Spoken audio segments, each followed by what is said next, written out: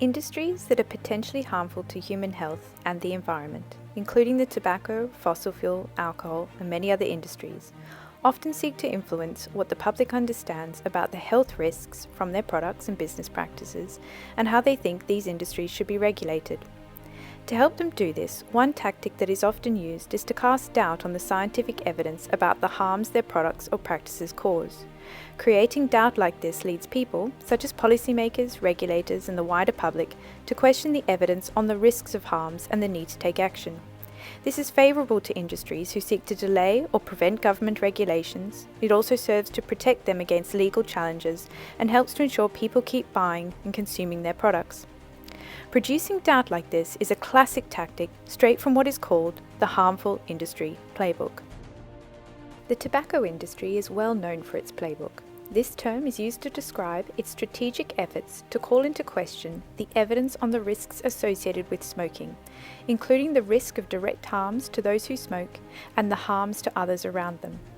An infamous quote identified in internal tobacco industry documents demonstrates very clearly the strategic value of doubt to protecting the tobacco industry's business interests. Doubt is our product, since it is the best means of competing with the body of fact that exists in the mind of the general public.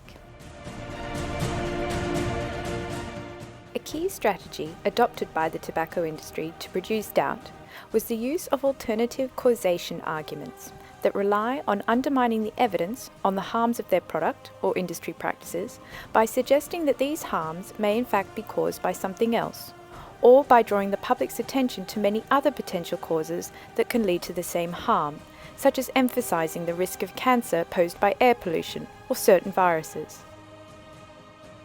But the tobacco industry is no exception, and many industries and the front groups that such industries fund use the same arguments.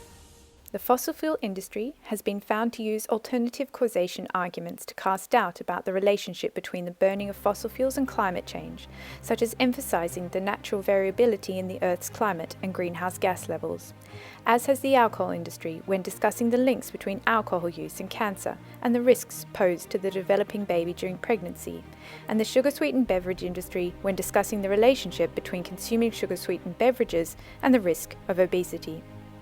While much is known about how the tobacco industry used this strategy and the effects this had on spreading doubt and confusion about the harms of tobacco, very little is known about the effects of other industries' alternative causation arguments on public understanding. A recent study aimed to fill this gap in our knowledge about the impacts of these types of arguments made by other harmful industries. So how was the study performed? First, members of the public were asked to take part in 5 online trials. Those who agreed to take part were randomly assigned to read information from one of 4 industry-sponsored organisations or information from one of 4 organisations with no known links to industry. People read information on the topics of smoking and lung cancer, the effect of alcohol consumption on risk of breast cancer, the effect of alcohol consumption on pregnancy harms, the contribution of sugar-sweetened beverages to obesity, or the contribution of fossil fuels to climate change. Participants were then asked to report how certain they were about the risks of harm associated with the product they had been reading about in the industry-sponsored or non-industry-sponsored messaging. The researchers used the responses to find out how the industry arguments influenced how certain the person was about risks of harm. The main finding was that across all industries, exposure to industry-sponsored messages led to greater reported uncertainty or false certainty that there is no risk of harm compared to clear, factual messages from non-industry groups. The effect was greatest on those who at the beginning of the study reported having no, little, or only moderate level of knowledge about the harms they would receive information about. This study demonstrates that exposure to industry-sponsored messages which appear intended to downplay risk significantly increases uncertainty or false certainty, with the effect being greater in less knowledgeable participants. This means that this type of information may also exacerbate health inequities as well as producing doubt. So what are the main take-home messages?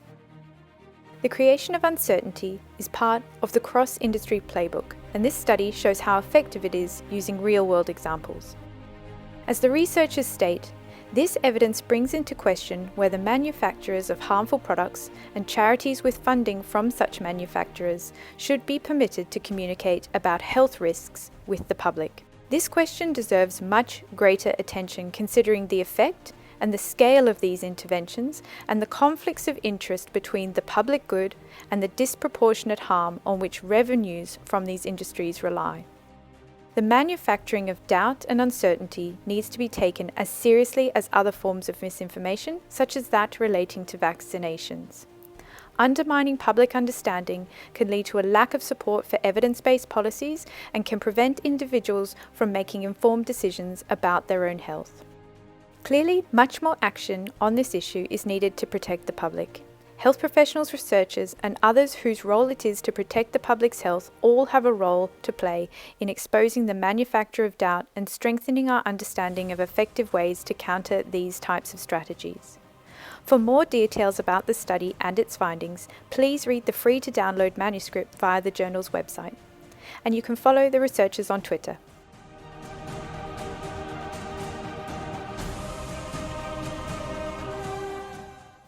Thank you very much for watching our film.